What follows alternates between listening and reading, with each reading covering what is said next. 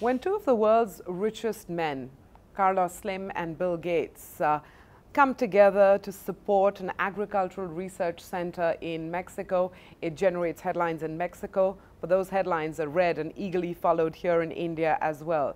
But the association between CIMMYt and India, CIMMYt, also known as the International Center for Maize and Wheat Development, goes beyond this decade. It goes all the way back to the 60s and the Green Revolution. So it gives me great pleasure to welcome Thomas A. Lumpkin, Director General, CIMMYt, Mexico. Thanks very much for joining us. A journalist by profession, I'll stick to what made recent headlines, and the commitment by Carlos Slim of $25 million to the Agriculture Research Center in Mexico. What's the thought process behind that? Because even here in India, we would be tracking closely the research done there. Well, part of the process is he sees huge potential by investing in CIMMYt for Mexico to bring improvements in Mexico and to the world. There's some very exciting technologies. There's a lot of doom and gloom out there with the challenges of climate change and resource depletion, water depletion, labor costs, rising food prices. All of this can be quite depressing, but there's some very exciting technologies, and he's listened to those. He's listened to our proposals about those, and he's decided he's going to invest. And this 25 million is actually just the start of what we're expecting that he will invest in CIMMYt. And the focus of that research will be? That is broad spectrum. The initial investment is in bioscience laboratories so that we can mine the diversity in our seed collection. We've got 150,000 wheats, 28,000 ancient land races of maize. There's huge diversity there, but we haven't been able to access it before. Now with sequencing of DNA, we can do that, and he's investing in us to be able to go find those traits that you need for climate change, the heat, the drought, the yield increases, and stack them together in new varieties.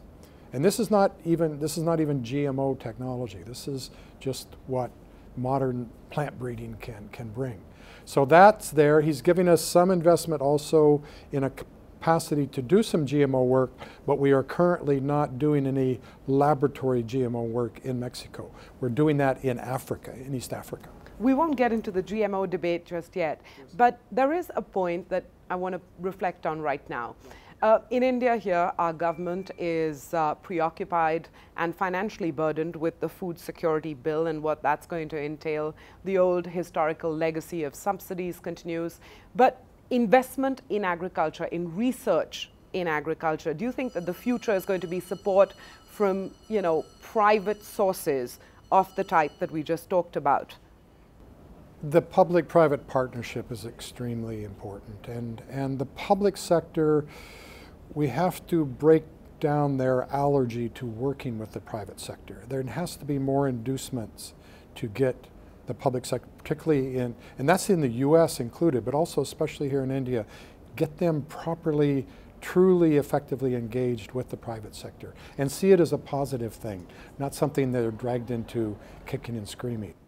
Do you think that we're on the brink of a change in attitude here in India? I'm sure you follow this country and what's happening in the agriculture arena closely. Well, it ebbs and flows. I mean, we see it in the liberalization of the economy. It takes two steps forward and a step backward. But agriculture specifically, how would you take stock of our current situation? I think it still has a long ways to go. There's a lot of distortions, a lot of restrictions in your agricultural economy that need to be rectified and I think refined for the current scenario in the world. A step back, the world issue that you referred to, which is climate change, increasing demand for food grains, the mismatch that's going to potentially occur, and the way forward. In your assessment of how bleak this could be, if countries like India don't change direction? Well, you've been having wonderful weather the last, especially 3 years. There is almost a complacency now in the country about food security. You've had wonderful harvests, and it may continue 1 or 2 more years, even possibly. But it's going to end, and there's going to be bad years ahead.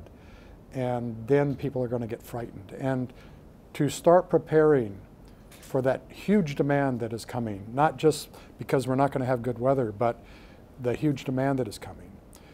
Climate change impact on agriculture is going to be the most negative in South Asia of the whole world. It's going to have a huge negative impact on wheat production and many other crops. Heat stress, drought stress are going to be hitting these crops, really changing the mix of agriculture in India, in South Asia. And there needs to be a lot more attention to prepare for that future. Are you having any conversations with government officials during your India visit? I want to understand if you're sharing those concerns and if they are sharing those concerns. Well, I'm just wrapping up a 1-month visit to South Asia. I'm here 4 or 5 times a year. I just was in Bangladesh, Patna, Delhi, Kabul, Islamabad. I just came back to Delhi for this event. Yes, the governments of South Asia and CIMMYt are thinking about these things. We're creating what's called the Borlaug Institute for South Asia. The Indian government gave 1,200 acres to a collaboration with CIMMYt and the government research institutes of India to create a very hybrid research system, research institute to address these things. It's going to take us a few years to ramp it up. We're just getting started, and the bureaucracy hasn't quite figured out how to deal with this hybrid. But it's beginning to take place, and it's happening in Pakistan and Bangladesh, Nepal.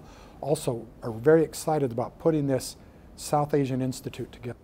One final question. I think recent generations tend to forget the association between, long and deep association between CIMMYt and India actually. The 1960s Green Revolution came out of that partnership. Would you say that today there is again a partnership forming to the same extent that we saw in the 60s?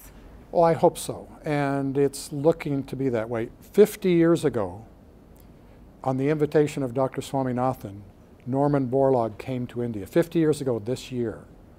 And because Swaminathan was interested in these semi-dwarf wheats and the revolution in wheat that he was hearing about in Mexico. It was introduced then. This year, August 17th and 18th, we're going to hold a conference here in Delhi to take a look at that green revolution, look back what was good and maybe not so good about it, and look forward on where we ought to take it. And I'm really seeing the governments of South Asia becoming very serious about looking at this, where we need to take the green revolution into the future. Well, thank you very much for your time and your insights. Pleasure talking to you. You're very welcome. Thank you.